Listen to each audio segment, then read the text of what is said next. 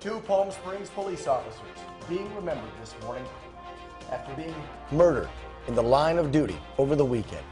A community here in the Valley now all coming together to show support for one local police department and for the victims' family members. Plus, an Indio police officer in critical condition this morning after being hit by an alleged drunk driver.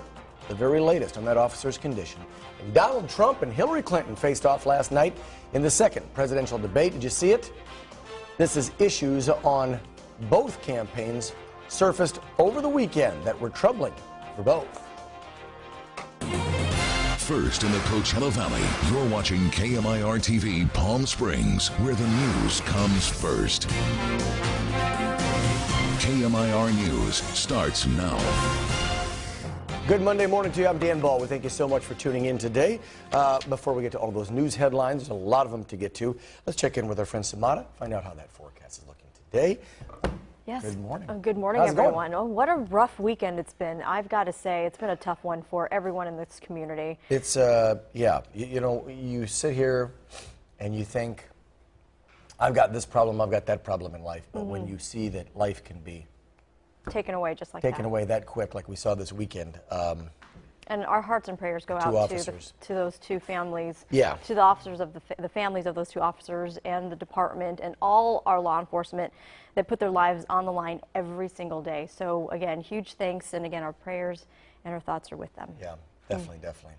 How's the forecast looking Yeah, today? well, we're going to start the day off at 71 degrees as we are going to be watching our temperature high is going to be starting to cool down just a little bit. And 95, it was certainly a warm weekend in addition to everything that's been going on. But those numbers slowly starting to decline. We're going to get a shift in winds. So we're looking at mostly sunny conditions at 95 degrees, which is slightly above where we should be for a fall. We're tracking that weather for you. Again, warm and sunny for today. Dan. Thank you, Samada. Now on to our top story. It is, of course, the tragedy in Palm Springs from over the weekend.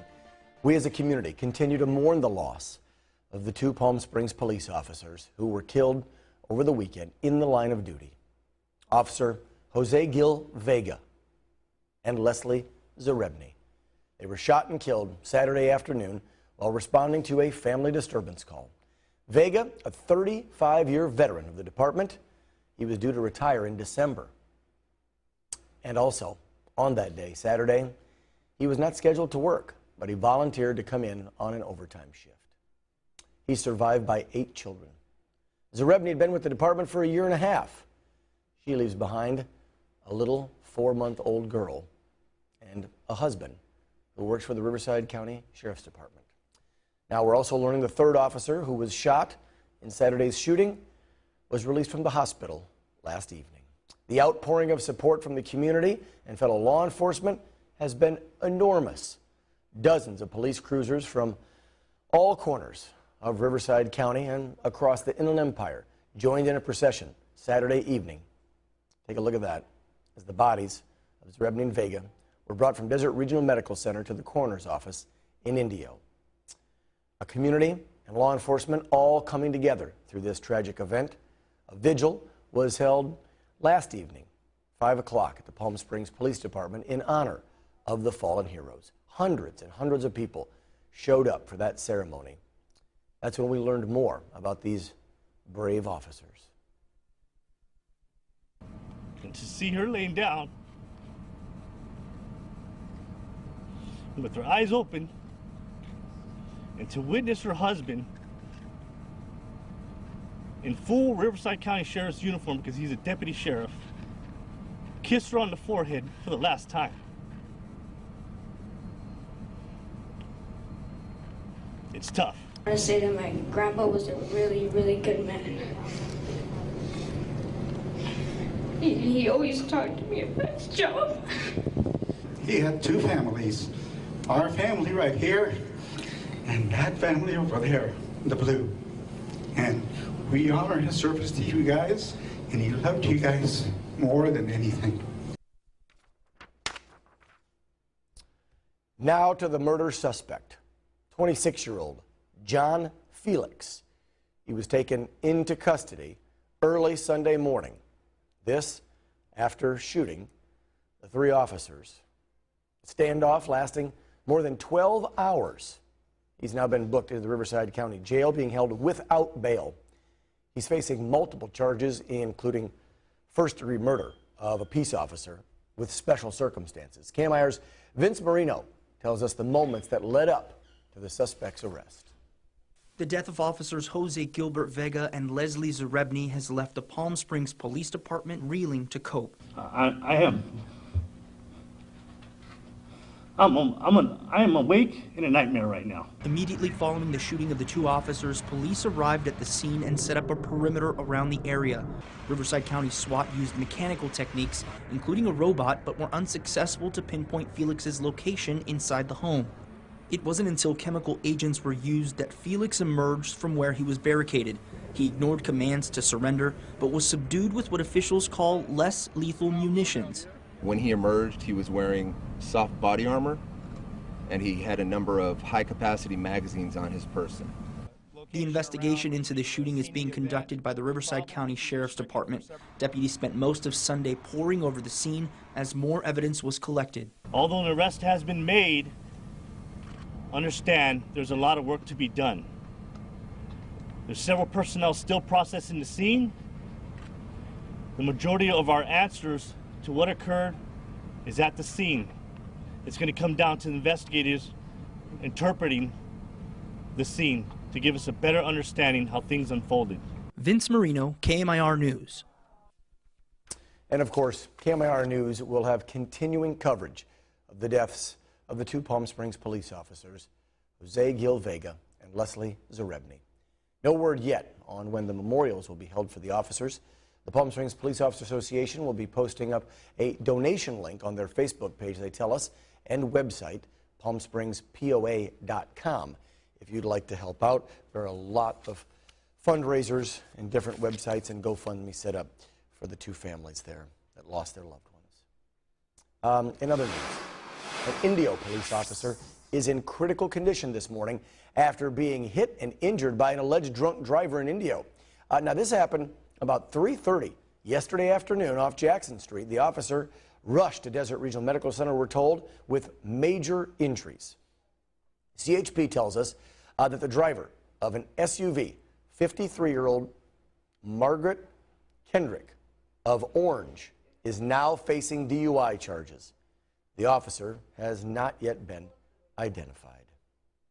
9 people are without a home this morning after an apartment complex caught on fire over the weekend, destroyed nearly 3 of the buildings here. Look at this. Fire crews sent out to battle this one Saturday about 3:45 off Candlewood and Abronia Trail. I actually live really close to this and saw this. 4 adults, 5 children, all displaced from their homes. The cause of this one, still under investigation. Right now, they say the loss is over $2.5 million. All right, let's talk a little politics. Down to about 29 days away from deciding who will be our next president, Hillary Clinton or Donald Trump. This morning, Donald Trump supporters saying that he did better in last night's second presidential debate, despite being on the defense all weekend long after a videotape was released. NBC's Tracy Potts has more from the trail today. Both sides spinning victory after a debate that immediately dealt with the videotape. Donald Trump more than a decade ago saying he kissed and groped women against their will. You bragged that you have sexually assaulted women. Do you understand that? No, I didn't say that at all. Have you ever done those things? Have respect for me, and I will tell you, no, I have not. Facing 4 women who accused her husband of sexual misconduct, guests of Donald Trump, Hillary Clinton dealt with that. It represents exactly who he is. And her deleted emails.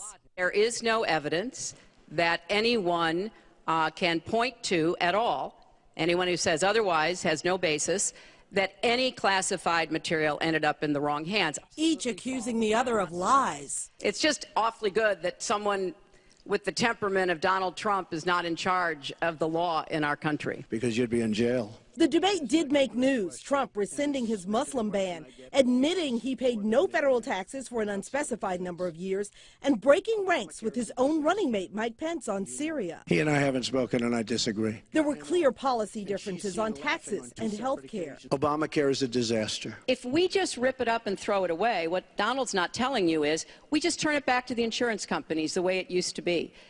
And a soft end to a tense debate. Clinton said she admires Trump's children. He called her a fighter who never gives up. Tracy Potts, KMIR News. Now, did you see this? Just moments before the debate last night, Trump made a surprise appearance with a panel of women. 3 of them claimed to have been sexually assaulted by Bill Clinton. This came just 2 days after recordings emerged where Trump was heard making degrading comments about women. Clinton denied the allegations and was never charged, but one of the accusers stood by Trump and said that his comments don't even compare to Clinton's actions. Mr. Trump may have said some bad words, but Bill Clinton raped me and Hillary Clinton threatened me. I don't think there's any comparison. Juanita also said that she felt the need to come out after Hillary Clinton tweeted that victims of sexual abuse should come forward and be believed. The circus that is our decision 2016. That's about all I can use to describe it these days. It is obviously packed full of drama, but that's almost expected with this type of election. Like between a daytime soap opera, a sitcom, a movie, and a circus. Yeah. All wrapped into one. Let's talk about something less complicated. And yeah, how about our weather? A little cheerier? Yeah. How about our weather? Yes, we're looking at temperatures right now. It's 71 degrees. It is a very nice morning to start your Monday. Wow, it is Monday. Here's a look at that hour-by-hour forecast for you as we head into the rest of the afternoon. It's going to be a nice little glide back up there, pushing the 90s. Lunch hour looks pretty good. We're still looking at hovering around the 80s, so go out there and enjoy it. And, of course, we always like to touch on the parents and kids. Here's a look at your school bus forecast. It's going to be a very nice 72 degrees as you head out the door this morning. But again, expect it to warm up, kids. So maybe pack an extra bottle of water for the kiddos. Now turning over to traffic.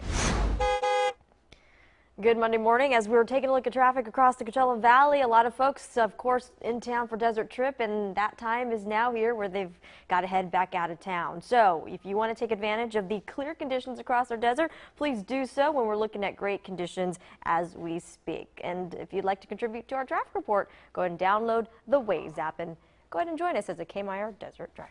Dan. Yeah, they look fine for now, but wait till this afternoon. Exactly. Speaking of Desert Trip, weekend 1 of the trip officially all wrapped up. It was a very busy and festive weekend out at the Polo Grounds. Performances by Bob Dylan, Rolling Stones. Of course, that was Friday. Then you had Neil Young and McCartney on Saturday. Then last night, wrapping it all up with The Who and Roger Waters. We're told more than 75,000 people attended the debut weekend of Desert Trip 1. Check it out. What a scene.